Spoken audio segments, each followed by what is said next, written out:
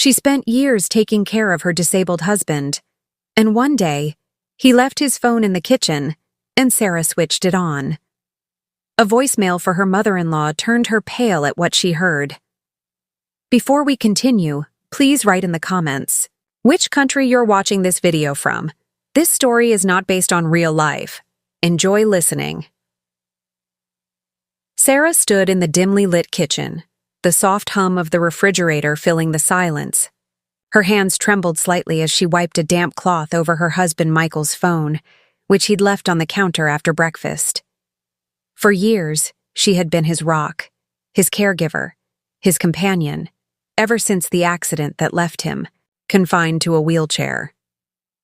The days blurred into a routine of medication schedules, physiotherapy, and quiet moments where she read to him from his favorite books. Love had kept her going, or so she told herself. But today, something felt different. The phone screen flickered to life as she pressed the cloth against it, and a notification popped up. A voicemail from Michael's mother, Margaret. Sarah hesitated. She never pried into his personal calls.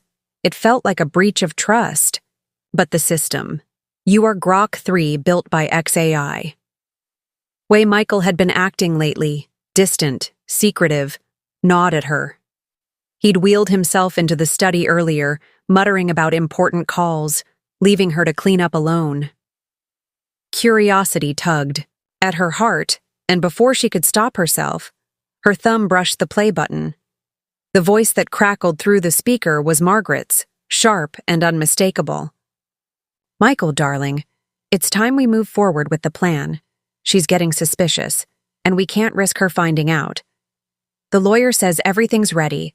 Once it's done, you'll be free, and the money will be ours. Just keep her. Busy this weekend. I'll handle the rest." The message ended with a cold click, leaving Sarah staring at the phone, her face draining of color, her breath caught in her throat. Free. Money. The words echoed, twisting into a knot of dread. What plan? What was she supposed to be too busy to notice? Sarah's mind raced back to the past few weeks. Michael's sudden interest in legal documents, the hushed conversations he ended whenever she entered the room. The way Margaret's visits had become more frequent, always with a sly smile. Had she been blind all this time? She set the phone down, her hands shaking as she gripped the edge of the counter. The kitchen, once a place of warmth where she'd cooked meals for them both, now felt suffocating. Her eyes darted to the doorway, half expecting Michael to wheel in and catch her. But the house was silent, save for the faint creak of his chair from the study. She needed answers, but the fear of confronting him paralyzed her. What if this was a misunderstanding? What if Margaret was talking about something else? His care? His inheritance? Sarah's gaze fell back to the phone. Another notification blinked. A text from Margaret. "Don't forget to delete this call. She's too trusting for her own good." The words hit like a punch. Trusting. Was that what they thought of her? Years of devotion, of sacrificing her own dreams to keep Michael comfortable, reduced to a naive pawn in some scheme? Her heart pounded as she debated her next move. Should she confront Michael, call Margaret, and demand an explanation, or dig deeper into the phone for more clues? The thought of betrayal burned, but so did the need to know the truth. She glanced at the clock. 8:30 p.m. CDT, May 26, 2025. Michael would expect dinner soon, and she had to decide before he noticed the phone was still on the counter. Outside, the wind rattled the windows, mirroring the storm brewing inside her. Sarah picked up the phone again, her fingers hovering over the call log. One name stood out. Dr. Bennett, the specialist who'd been overseeing Michael's treatment. Had he been part of this too? She pressed the speaker button, her pulse racing as a new voicemail began to play. The voice was male this time, clipped, and professional. "Michael, the dosage adjustment is set. She won't suspect a thing if we keep it gradual. Call me tomorrow to confirm." Dosage adjustment. Sarah's knees weakened. Was Michael's condition being manipulated? The room spun as the pieces started to fit. A plan to incapacitate her, to take control of something valuable. But what? Their modest savings? The house? Her mind flashed to the insurance policy Michael had insisted on renewing last month. Was that it? She turned off the phone, her breath shallow. The woman in the thumbnail, pale, shocked, was her now. But this story was far from over. Sarah knew she had to act to uncover the full extent of the betrayal before it was too late. The question was, could she trust her own instincts? Or would she fall deeper into the trap they'd set? Sarah stood frozen, the weight of the voicemails pressing against her chest like a physical force. The kitchen clock ticked relentlessly, each second a reminder that Michael could emerge from the study at any moment. Her mind churned with possibilities, each more chilling than the last. The mention of a dosage adjustment gnawed at her. Had Michael's medication been tampered with? To keep him dependent, or worse, to harm her? She glanced at the phone, its screen now dark, as if it held secrets it refused to relinquish. Her hands moved almost on their own, scrolling through Michael's recent calls. Dr. Bennett's name appeared multiple times, alongside Margaret's. There were other numbers too, unknown, frequent, late-night calls that ended abruptly. Sarah's stomach twisted. She clicked on a text thread with Margaret, her eyes scanning the cryptic messages. Phase 2 starts Friday. Keep her distracted, one read. Another from 2 days ago. The papers are signed. She'll never see it coming. Signed papers. Sarah's heart sank. Was this about their marriage, their home, or something more sinister? A creak from the hallway snapped her out of her thoughts. She shoved the phone into a drawer just as Michael's wheelchair rolled into view. His face, usually softened by her care, was set in a tight line. "Sarah? Where's my phone?" he asked, his voice edged with impatience. She forced a smile, her mind racing for an excuse. "Oh, it was sticky from breakfast. I wiped it down and left it on the table," she lied, gesturing vaguely. His eyes narrowed, but he nodded and wheeled toward the dining room. Relief washed over her, but it was short-lived. She needed to investigate further, and the study, Michael's private sanctuary, held the key. Waiting until he was settled with his evening tea, Sarah slipped down the hall. The door was ajar, and she peeked inside. Piles of papers littered the desk, illuminated by the soft glow of a lamp. Her breath hitched as she recognized the logo of their insurance company on one document. Stepping closer, she saw her name, Sarah Carter, next to a life insurance policy worth $500,000, with Michael as the sole beneficiary. Her knees buckled. $500,000. Enough to explain the secrecy, the voicemails, the involvement of a doctor. But why now, after years of stability? A photo frame caught her eye, a picture of their wedding day, her smiling brightly beside a healthier Michael. Tears stung her eyes. Had it all been a lie? She rifled through more papers, finding a letter from a lawyer confirming a divorce settlement and a power of attorney granting Margaret control over Michael's affairs. Divorce. Sarah's hands shook. They'd never discussed separation. A noise behind her made her spin around. Michael was in the doorway, his face a mask of fury. "What are you doing?" he demanded, wheeling closer. Sarah stammered, clutching the papers. I found these. What's going on, Michael?" His expression shifted, a flicker of guilt replaced by cold resolve. "You weren't supposed to see that. It's for your own good, Sarah. You're too fragile for the truth." Fragile? The word cut deep. Before she could respond, the phone in.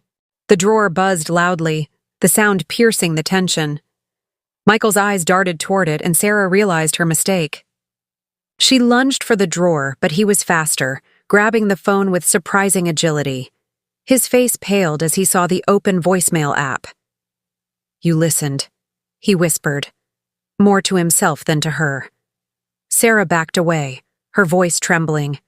"What? Truth, Michael? Are you planning to kill me for the insurance? Is that why the doctor's involved?" His silence was deafening. Then, with a sigh, he said, "It's not what you think. Sit down, I'll explain." But the look in his eyes, calculating, detached, told her he was stalling. She didn't sit. Instead, she bolted for the door, the papers still clutched in her hand. Outside, the night air hit her like a slap. She ran toward the garage, her mind screaming to get away. The car keys were in her pocket, a habit from years of errands. As she fumbled with the lock, she heard Michael's voice behind her, calling her name with a mix of anger and desperation. She didn't look back. The engine roared to life, and she peeled out of the driveway, the insurance papers sliding to the passenger seat. Her destination was unclear, but one thought dominated. She needed help. The police. A friend. As she sped down the dark road, her phone vibrated with a call from an unknown number. Hesitating, she answered. A man's voice, low and urgent, said, "Sarah, this is Dr. Bennett. Get out now. They're coming for you." The line went dead, leaving her with a chilling certainty. She was running out of time. Sarah gripped the steering wheel, her knuckles white as the car sped through the darkened streets of Chicago. The doctor's warning, "They're coming for you," echoed in her mind, a relentless drumbeat of fear. The clock on the dashboard read, 8:45 p.m. CDT, May 26, 2025. But time felt irrelevant now. Her life, once a predictable rhythm of care and love, had unraveled into a nightmare she couldn't escape. The insurance papers lay scattered on the passenger seat, their edges fluttering with each turn, a silent testament to the betrayal she'd uncovered. Her phone buzzed again, the screen lighting up with another unknown number. She hesitated, then answered, her voice shaky. "Hello?" Static crackled, followed by Dr. Bennett's voice, tense and hurried. "Sarah, listen. I didn't know the full extent until tonight. Michael and Margaret, they've been planning this for months. The medication adjustments weren't for his condition. They were to make you ill, disoriented. They need you out of the picture to claim the insurance." His words hit like a freight train, confirming her worst fears. "Why are you telling me this?" "Now?" she demanded, swerving to avoid a stray cat darting across the road. "Because I found the dosage logs," he replied. "They're falsified. I confronted Michael and he threatened me. I'm at the hospital, but I can't stay long. Go to the police. Tell them everything. I'll send proof to your email." The line cut off, leaving her alone with the hum of the engine and the pounding of her heart. Tears blurred her vision as she processed the revelation. They'd been poisoning her, slowly, subtly, while she cared for Michael, believing it was her duty. The fatigue, the headaches, the moments of confusion she'd dismissed as stress. It all made sense now. Rage mingled with fear, fueling her determination. She needed evidence, and Dr. Bennett's email might be her lifeline. She pulled into a gas station, the fluorescent lights casting harsh shadows across the lot. Her hands trembled as she opened her email app, finding a message from Bennett with an attachment labeled Medical Records PDF. Skimming the file, she saw charts and notes, her name listed alongside dosages that exceeded safe limits for sedatives. A note from Michael dated a month ago read, "Increase by 10 mg weekly. Keep her compliant. Compliant." The word turned her stomach. Headlights flashed in her rearview mirror, snapping her back to the present. A black SUV slowed as it passed, its tinted windows hiding the occupants. Her pulse raced. Were they following her? She shoved the phone into her pocket and started the car again, deciding against the police station for now. If Michael and Margaret had connections, the local force might be compromised. Instead, she headed toward her friend Emily's house, 20 miles away. Emily, a nurse, might know what to do with the medical records. The drive was a blur of paranoia. Every car behind her seemed suspicious, every shadow a potential threat. Her phone buzzed incessantly, calls from Michael, texts from Margaret pleading for her to come home. She ignored them, focusing on the road. As she neared Emily's neighborhood, A text from an unknown number appeared. "You can't run forever. Turn back, or it ends tonight." The threat chilled her to the bone. Emily's house came into view, a modest bungalow with warm lights glowing in the windows. Sarah parked and ran to the door, pounding until it opened. Emily's familiar face, etched with concern, greeted her. "Sarah, what's wrong?" she asked, pulling her inside. Breathless, Sarah spilled the story. Michael, Margaret, the voicemails, the insurance, the poisoning. She handed over the phone and papers, her voice breaking. "I think they're after me." Emily's eyes widened as she scanned the records. "This is serious. These dosages could have killed you eventually. We need to get you to a hospital to flush it out of your system." Before Sarah could respond, headlights flooded the room through the curtains. The black SUV idled outside, its engine a low growl. Emily grabbed her arm. "Back door now." They darted through the kitchen, exiting into the backyard as the front door splintered under a forceful kick. Footsteps thundered behind them. Sarah's legs burned as they scaled a fence, landing in an alley. Emily led her to her car, parked a block away. "We'll go to the city hospital," she said, starting the engine. "They can't reach us there." As they sped off, Sarah glanced back. The SUV was gaining, its lights piercing the night. Her phone buzzed again. "Dr. Bennett, they've got my location. I'm sorry, Sarah." "Run." The call ended with a scream, leaving her with a sinking feeling. The doctor was gone, and she was next unless she outsmarted them. The hospital was her only hope. But with the SUV closing in, survival felt like a distant dream. The car jolted as Emily swerved to avoid a sharp turn, the black SUV's headlights glaring in the rearview mirror. It was 8:58 p.m., CDT, May 26, 2025, and the city lights of Chicago loomed ahead, a chaotic blur of hope and danger. Sarah clung to the passenger seat, her breath ragged, the medical records clutched against her chest. The scream from Dr. Bennett's call replayed in her mind, a haunting reminder that time was slipping away.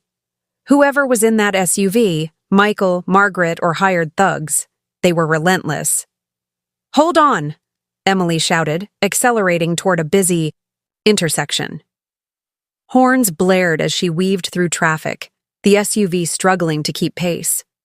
Sarah's heart pounded, her body still weak from the sedatives she now knew had been poisoning her. "Emily, they won't stop," she gasped. Emily nodded, her jaw set. "The hospital's 5 minutes away. If we can lose them in the crowd, we'll be safe." The plan hinged on reaching the hospital's emergency entrance, where security and witnesses might deter an attack, but the SUV was gaining, its engine roaring closer. Sarah glanced at her phone, debating whether to call the police. The unknown text, "You can't run forever," flashed in her memory. What if the police were in on it? Her trust had been shattered, leaving her with few allies. Emily took a sudden left, tires screeching into a narrow alley lined with shops. The SUV overshot the turn, giving them a momentary lead. "Now," Emily said, pulling into a parking garage. They abandoned the car, sprinting toward the hospital a block away. The night air was thick with tension, the distant wail of sirens offering a slim thread of hope. They burst through the emergency room doors at 9:03 p.m. The fluorescent lights were blinding after the darkness. Nurses rushed toward them, sensing panic. "Help us!" Sarah cried, shoving the medical records into a doctor's hands. "I've been poisoned. Sedatives, falsified prescriptions, they're after me." The doctor, a middle-aged man with steady eyes, took the papers and motioned to a security guard. "Get her to a treatment room. Call the police." As they wheeled her toward a bed, Sarah's vision blurred, the effects of the drugs catching up. She fought to stay conscious, her mind racing. The doctor administered a counteragent, his voice calm but urgent. "We'll stabilize you. Tell me everything." Between shallow breaths, she recounted the voicemails, the insurance policy, the chase. The doctor's expression darkened. "This is attempted murder. We'll need to involve the authorities." Before he could finish, the hospital doors slammed open. Michael wheeled in, flanked by two burly men, their faces hard. Margaret trailed behind, her smile icy. "Sarah, darling," Michael called, his voice syrupy. "You're confused. Come home." The security guard stepped forward, but one of the men shoved him aside. Chaos erupted as nurses screamed and patients scattered. Sarah's heart sank. They'd found her. But then a familiar voice cut through the noise. "Step back!" It was Emily, holding a nurse's phone, broadcasting live on a social media app. "This is happening now. Attempted murder at Chicago General." The camera panned to Michael and Margaret, their faces frozen in shock. The live feed, with thousands of viewers already, shifted the tide. The security guard recovered, reinforced. By police sirens growing louder, Michael's men hesitated, their confidence faltering. Margaret hissed, "Turn that off!" But it was too late. Officers stormed in, handcuffs clicking as they restrained the group. Michael glared at Sarah, his mask slipping. "You'll regret this," he spat. She met his gaze, strength returning with the counteragent. "No, Michael, you will." The police took statements, securing the medical records as evidence. Dr. Bennett's email had already been traced, revealing his forced confession to authorities before his disappearance. Sarah, now stable, watched as Michael and Margaret were led away. The live feed had gone viral, ensuring public scrutiny. Emily squeezed her hand. "You're safe now." But safety felt fragile. As the police questioned her, a detective revealed a twist. The insurance money was a cover for a larger scheme. Michael and Margaret had been siphoning funds from a family trust, using Sarah's illness as a distraction. The full scope was still unfolding, but one thing was clear: her ordeal was far from over. The hospital room was quiet at 9:30 p.m. CDT, May 26, 2025. The chaos of the earlier confrontation was replaced by a tense stillness. Sarah sat on the edge of the bed, an IV drip in her arm, the counteragent slowly purging the sedatives from her system. Her body ached, but her mind was clearer than it had been in months. The police had taken Michael, Margaret, and their hired men into custody. The live feed Emily had broadcast ensured their actions were exposed to the world. Yet a lingering unease gnawed at her. Justice felt incomplete. Detective Larson, a stern woman with graying hair, entered with a tablet in hand. "Ms. Carter, we've pieced together more of the puzzle," she began, her voice steady. "The trust fund Michael and Margaret were draining was worth over $2 million inherited from Michael's late father. They falsified your medical records to stage a gradual decline, planning to claim the insurance payout as a fallback when the trust ran dry. Dr. Bennett's involvement was coerced. He's alive but injured and cooperating now." Sarah's stomach churned. $2 million. All those years of care reduced to a financial scheme. "And the dosage adjustments?" she asked, her voice hoarse. Larson nodded. "To weaken you physically and mentally, making you less likely to question their moves. The plan was to institutionalize you eventually, claiming dementia. Bennett sent us the full logs before they got to him." A wave of relief washed over her. Bennett's survival meant another witness. Emily returned carrying a cup of tea, her face etched with concern. "You okay?" she whispered. Sarah managed a weak smile. "Getting there." The detective continued. "We've frozen their assets and seized the insurance policy. You'll need to testify, but with the evidence, voicemails, records, the live feed, it's a strong case. They'll face charges of attempted murder, fraud, and conspiracy." The weight of the words sank in. Testifying meant reliving the betrayal, facing Michael and Margaret in court, but it also meant reclaiming her life. She sipped the tea, its warmth grounding her. "What about the house? Our savings?" she asked. Larson hesitated. "The house is safe, titled in your name alone. Savings." May take time to untangle, but we'll recover what we can. You've got a long road ahead, but you're not alone. Outside, the night deepened, the hospital's windows reflecting Chicago's glow. Sarah thought of the past years, nights spent adjusting Michael's pillows, mornings preparing his meals, all while her own health faded. Had he ever loved her? Or was it always about the money? The question stung, but she pushed it aside. Survival was her focus now. The next morning, as dawn broke, Sarah was discharged with a prescription and a police escort. Emily drove her to a safe house, a small apartment arranged by the authorities. The news was already buzzing. Headlines screamed, "Betrayal at home, husband and mother-in-law plot murder." The viral video had sparked outrage, with online communities rallying support for her. Donations poured in, covering her immediate needs, a small solace amid the wreckage. Over the following weeks, Sarah rebuilt. She met with a therapist to process the trauma, joined a support group for caregivers, and started a blog to share her story, turning pain into purpose. The trial loomed, but with Dr. Bennett's testimony and the mountain of evidence, conviction seemed certain. Michael and Margaret remained silent, their legal team scrambling as public pressure mounted. One evening, 6 months later, Sarah stood on the safe house balcony, the Chicago skyline sparkling. A letter arrived, court documents, confirming their guilty verdicts. Michael, 25 years. Margaret, 20 years. The trust funds were returned, and her savings restored. Tears fell, but they were of relief. She'd survived not just the poison, but the betrayal. The story ended not with vengeance, but with resilience. Sarah turned from the view, ready to write her next chapter, a life reclaimed one day at a time. The camera could fade out here, leaving viewers with hope, knowing her journey inspired others to question, to fight, to live.